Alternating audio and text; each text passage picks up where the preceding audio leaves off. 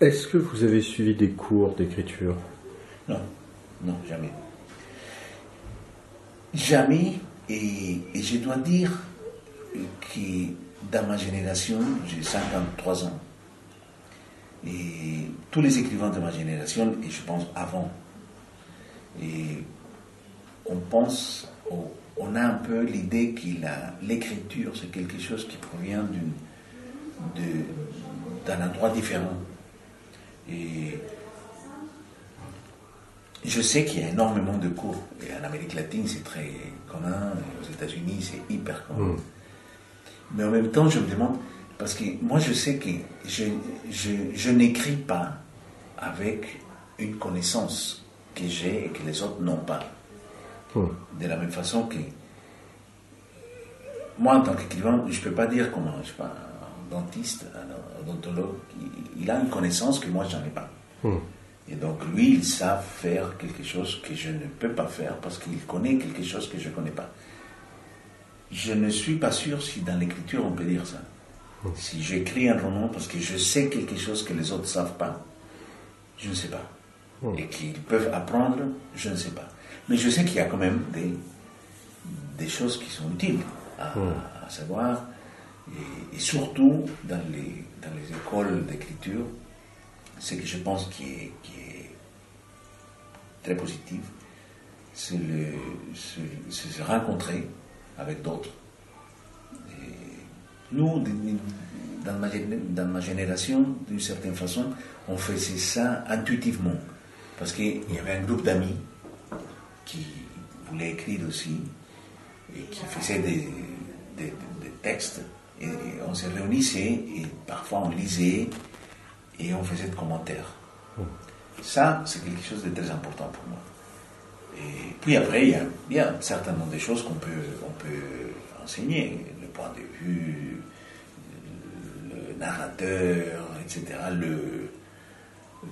la gestion de la temporalité à l'intérieur d'un roman, le dialogue, l'utilisation des dialogues ou pas, etc. Oui, c'est des choses qui c'est intéressant de développer. Mais la création d'un écrivain a besoin de tout ça, mais je pense que l'existence d'un écrivain a besoin d'autres choses qui sont pas rationnelles. Et que je ne sais pas si on peut enseigner à quelqu'un parce qu'on ne sait même pas ce que c'est. Qu'est-ce que c'est les talents? C'est quelque chose qu'on peut faire naître à l'intérieur de quelqu'un ou pas. C'est des questions que je pense qu'on n'a pas la réponse aujourd'hui. Le talent, c'est quoi? Est-ce qu'il disparaît? Est-ce on peut le faire naître à l'intérieur de quelqu'un? On peut juste faire des hypothèses. Moi j'ai l'hypothèse que les talents, c'est une espèce de patrimoine qui est contraire au patrimoine normal, parce que quand on a de l'argent, si on l'utilise, ce patrimoine est plus petit. Plus je l'utilise, plus il est petit. Alors que les talents, je pense que c'est le contraire. Plus on l'utilise, peut-être plus il s'élargit. Et si on ne l'utilise pas, peut-être on risque de le perdre, contrairement à d'autres patrimoines physiques. Mais est-ce qu'on peut le faire naître en quelqu'un? Je ne sais pas. Je pense que c'est des questions qu'on ne peut pas répondre. Et avec la littérature, c'est encore plus difficile que dans d'autres domaines, parce que dans l'art, on doit, voilà, si on fait de la peinture, on doit savoir faire un corps humain. Alors que dans la littérature, c'est difficile, parce qu'on fait de l'art avec quelque chose que tout le monde utilise quotidiennement, c'est le langage. Donc c'est extrêmement bizarre.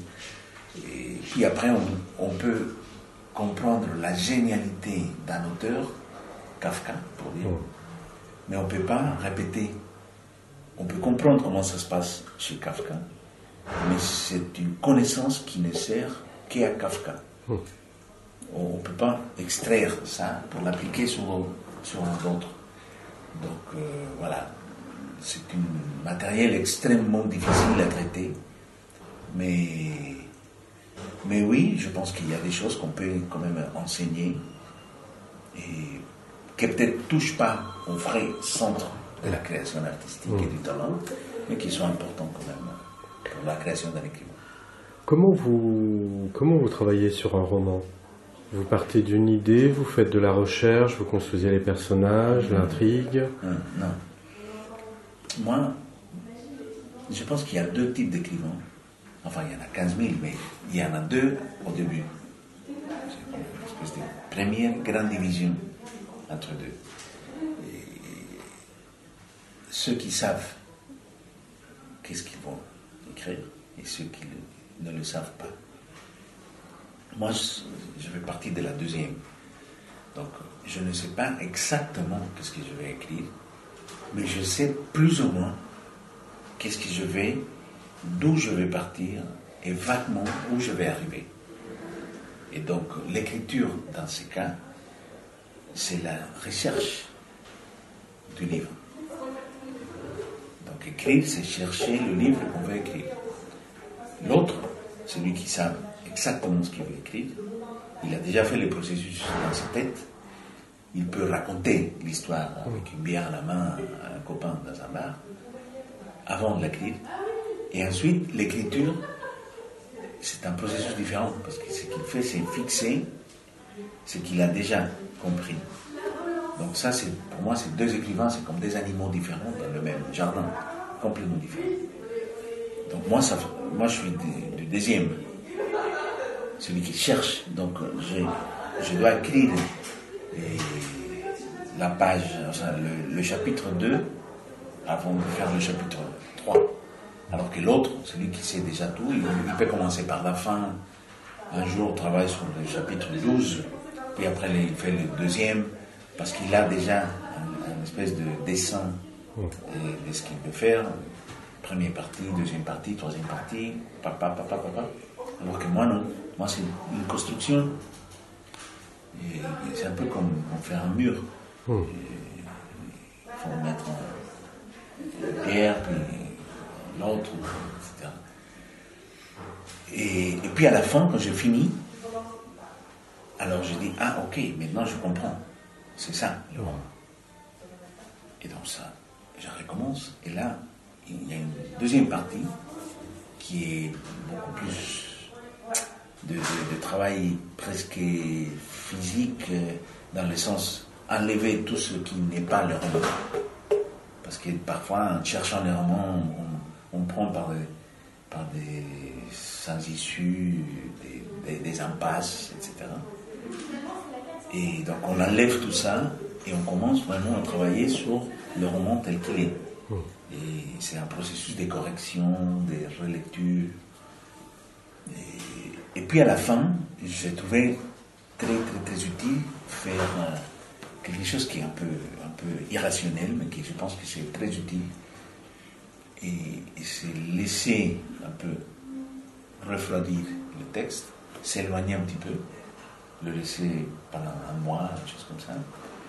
Et après, imprimer et recopier. Dans un mois. Pendant un mois, je recopie le texte. Et c'est une façon de le reprendre. On fait des corrections beaucoup plus profondes. C'est comme parce que parfois, quand on écrit comme ça, il y a des chapitres qui sont plus larges. Et en fait, on doit trouver une espèce de température dans l'écriture. Et une fois qu'on la trouve, on a envie que tout le roman soit fait à cette température-là. Et donc, en faisant ce recopiage, je ne sais pas comment dire en français, on peut remettre tout le roman à la même température. Parce que parfois, si on a écrit un roman pendant 2 ans, celui qui a commencé, celui qui a fini, ce n'est pas la même personne. Mais si on recopie tout pendant un mois, on donne de l'unité. Et donc c'est très utile de faire ça. C'est un peu anti-technologique, mais Oui, c'est très utile. c'est une approche classique, comme c'était le cas à la machine à écrire. Comme si c'était à la machine à écrire. Mais je pense que les niveaux de correction qu'on fait est beaucoup plus profond. Une dernière question, quels seraient vos conseils ou vos mises en garde pour un jeune auteur? Moi, je pense que ce qu'il faut, un conseil, ce serait ne faire pas de gros projets. Et si on veut faire des cathédrales, il faut attendre. Il faut d'abord faire une petite église de Provence, à la campagne, une petite église à la campagne. On peut faire une petite église quand on est jeune, quand on commence. Si on veut faire, après on aura le temps de faire des cathédrales. Mais si on commence au début en voulant faire la cathédrale, alors on se casse la gueule. Ça c'est pour moi très important. Donc le projet doit être pensé à la mesure de force qu'on a. Et il ne faut pas, comme m'a dit une fois Garcia Marquez, soit mon premier roman, il a dit, bon, tu as écrit un roman, un typique premier roman. Tu croyais que c'était ta seule opportunité. Et tu as dépensé toute l'essence dans le premier 10 km. Donc, je ne sais pas si on peut éviter de le faire, mais au moins le savoir, c'est important. Merci.